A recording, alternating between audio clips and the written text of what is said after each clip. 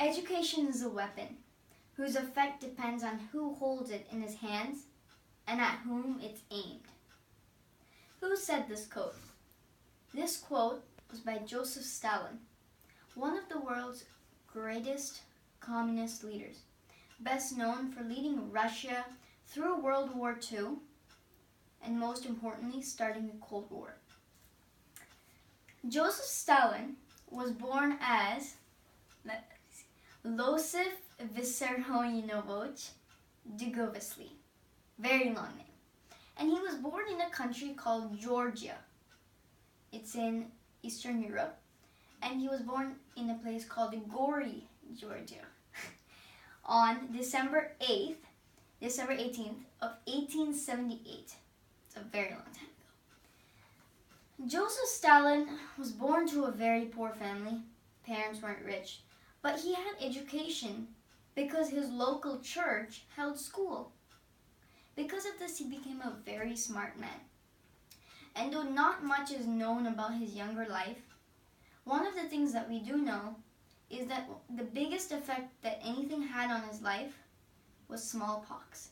He fell sick with this disease at the age of 7. He didn't succumb to the disease, but it left him with scars for the rest of his life, mentally and physically. Now, Stalin is a very controversial leader. People call him a patriotic man, a national hero, while others call him a cold-blooded murderer. He's both. Because around the age of 20, so in the late 1890s, Stalin went to Russia. At this time, he still had his original name, which I'm not going to bother saying again. And he and a man named Vladimir Lenin started a group and joined a revolution called the Bolsheviks movement. This movement was to overthrow the czars, which a czar is like a king in Russia. It's just their word for king. The Bolsheviks movement overthrew the king, and Vladimir Lenin became the new leader. You can't call him a president, he's just a communist leader. Because at the time, they didn't really have a government. They had just overthrown the king. And what happened? At this point, Russia was already ending World War I, starting World War II. Vladimir Lenin knew that he could use the power that he had in advantage of growing the Soviet Union. Because I made a mistake, it was not Russia, but it was the Soviet Union, which almost includes countries that we know today as Slovenia, Slovakia, Ukraine, and then Yugoslavia. All these countries. Yugoslavia is not even a country anymore. It's partially Slovenia, partially the Czech Republic. So he used the power that he had in advantage to grow the Soviet Union. He also made friends with Adolf Hitler. But right before the start of World War II, he died. And as Stalin was one of his top trusted advisors, Stalin became the leader. And so Stalin was not his name, but how did he get that name? So in Russian, Stalin is Lenin, last name Vladimir Lenin, plus the Russian word for steel is Stalin. That's how he got that name. He was very charismatic. In fact, at the end, I'll show you a picture of how he was when he was a young boy. And I also partially think that because of his poor childhood, that led him to want to do more and avenge his childhood, relive, and want to feel like he owned something. He wanted to feel powerful. And that's my opinion. But at this point, Stalin was a leader, and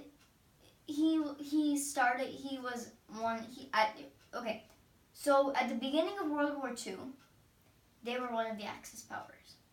Then they realized that Germany wasn't going to help them in any way. Germany and Russia had an attack plan that they would go in and attack Poland, because Poland Poland was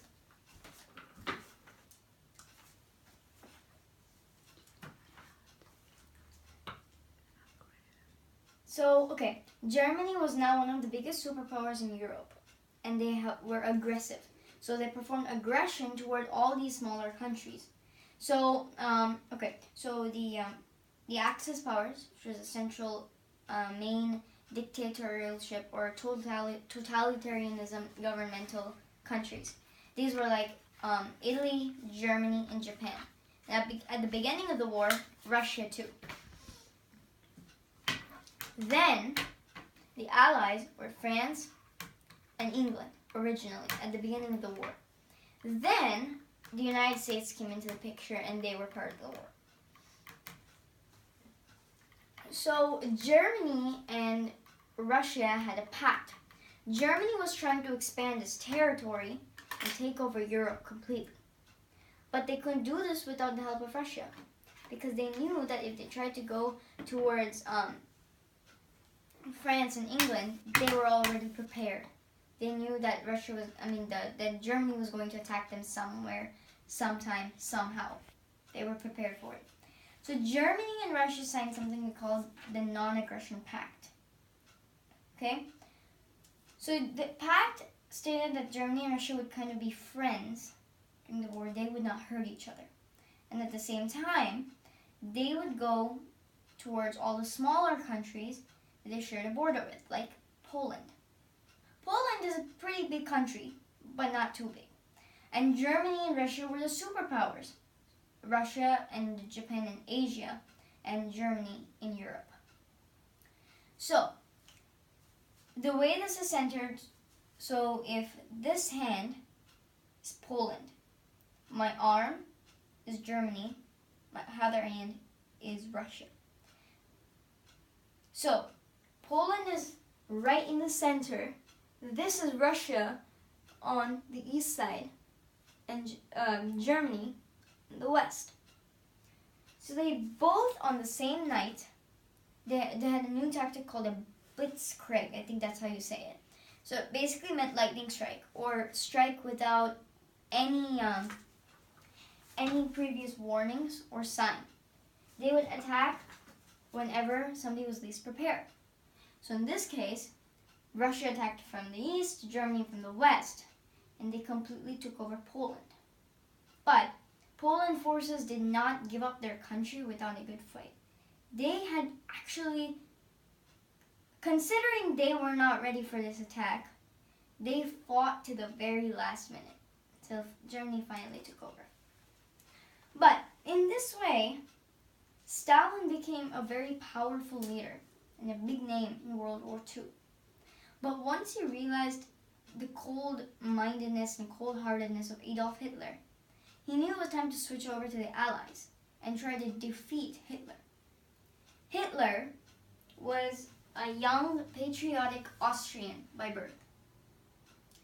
And during the war, during World War I, he was imprisoned into a German jail, and he wrote a book called Mein Kampf, which basically means My Struggle in English. And this book tried to portray Adolf Hitler's life into starting a new political movement that could be the new government of Germany. So he got out of jail and he started a National Socialist Party, which today we call the Nazi Party, and that's what he called it too. He rose to power and became the Chancellor of the Third Reich in Germany. And at first it seemed like he was a good leader. He grew the country's infrastructure, and considering this was already like almost the end of the Great Depression time, the world economy was horrible. There are no words to express. He bought Germany out of their own depression time, if you would call it that, their economic suffering. He grew the country's infrastructure, bridges, roads, recovered after World War I. Then the anti-Semitism in Germany. So anti-Semitism is basically the hatred towards any religious group, but in this case, it's mainly already correlated to the Jews. even today, if you want to say it, think about it like that way, most white supremacists are anti-Semitic because they're against Muslims. You can think of it like that. So he was anti-Semitic, and he started segregating the Jews from the rest of the people. So at this time, there were many things that happened. First, Stalin tried to use Germany's tactics. What did he do? If there were Jews or there was a racial, any people who were against him, he cold-bloodedly murdered them in the streets of the Soviet Union without any thought. And through this process, and also how he started labor camps, which were almost like concentration camps, he killed over 20 million people. This is why when most people consider him as a patriotic hero to Russia, many consider him a cold-blooded murderer. So, Stalin was a great leader in the sense that he was patriotic. But some of his actions created a bubble of hatred towards him for being a murderer, because he killed innocent people just because they were against his ideas. But after World War II, once the Allied powers, which eventually were USA, France, England, and the Soviet Union, after they won the war, the United States and the Soviet Union had a disagreement over all the things that happened in the past. Because World War I and World War II were a preceding to the Cold War. Russia was not very happy with the Treaty of Versailles. They believed they should have gotten more territory of Germany after that treaty was signed. And they believed that America should have stepped into the World War II earlier. And there were many economic and trade disagreements which eventually led to the Cold War. And the Cold War was deadly, but Stalin is known for starting it. He did not lead the country through the Cold War. So, in short, Stalin was a young patriotic man who started a movement in Russia which overthrew the government. And after he became the leader, after Vladimir Lenin, he became the leader. And he used his power to do many wrong things. In some ways, he acted a little uncouth at times, but he was very efficacious in everything he did. And he was very productive because after signing the pact with Germany, he realized his mistake. And while he continued to practice some of Germany's wrongdoings in his own country, he did decide that it was time to defeat Germany once and for all.